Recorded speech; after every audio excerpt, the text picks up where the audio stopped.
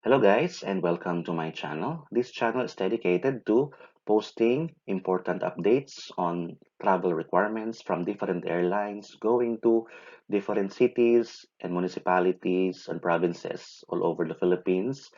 And soon we will cover also international flights. So please subscribe to this channel if you want to get the updates as they come and you won't miss anything.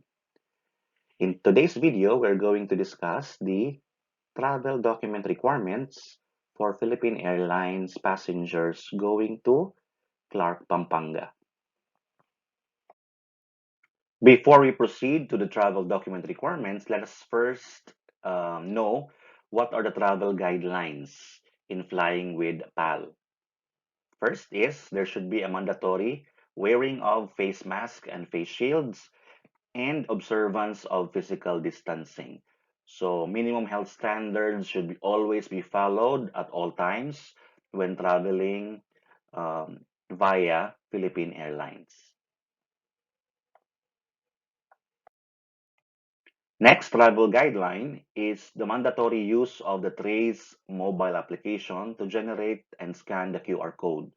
So before you go to the airport for your flight, be sure that you have downloaded, installed the Trace app in your smartphone and kung pwede, na fill out na yung details mo para ready na for scanning. So may QR code ka na ready so that when you arrive in the airport, wala nang hassle sa entrance. Those who don't have a smartphone, I guess you have to coordinate with the airport personnel. They will assist you in creating a contact tracing mechanism kung wala kang Trace mobile application dahil wala kang smartphone. Next is, it is also mandatory to register via the Philippine Airlines passenger profile and health declaration form as early as 5 days before departure. So kung meron kang flight with PAL, 5 days before dapat meron ka nang na-fill upan na health declaration form. So paano to at saan to ma-access? I will give the link via the description below. And lastly, yung PAL ay may regular sanitation and disinfection of all airline facilities and equipment to make sure that you have a safe travel. Now let's go to the travel document requirements for Philippine Airlines passengers going to Clark. So para po to sa lahat ng mga inbound passengers or incoming passengers to sa Clark Airport. Okay, so ang kailangan nyong dalhin ay ang negative RT-PCR test result conducted not more than 72 hours before entry in the province of Pampanga.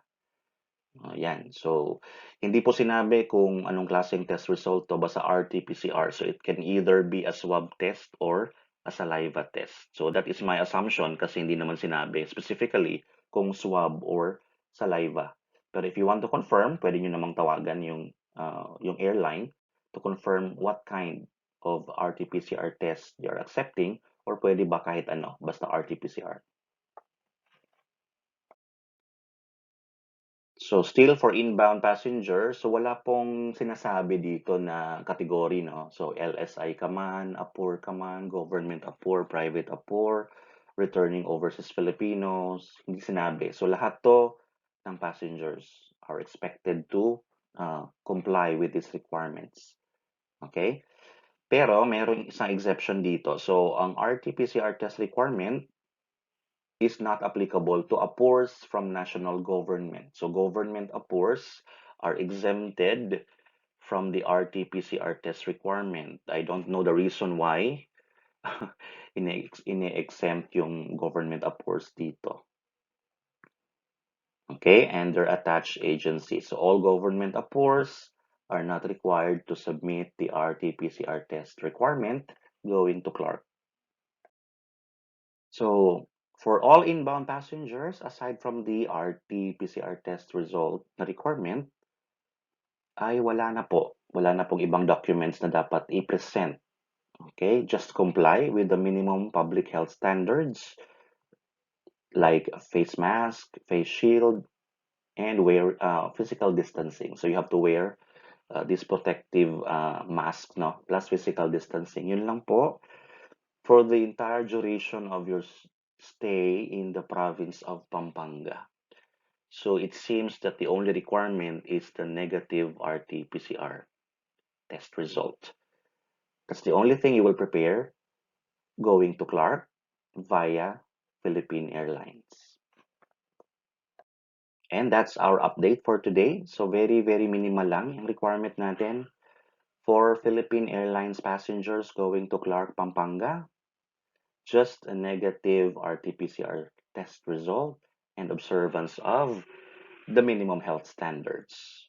So thank you po for watching this video and thank you all for your support and have a safe trip po. Thank you.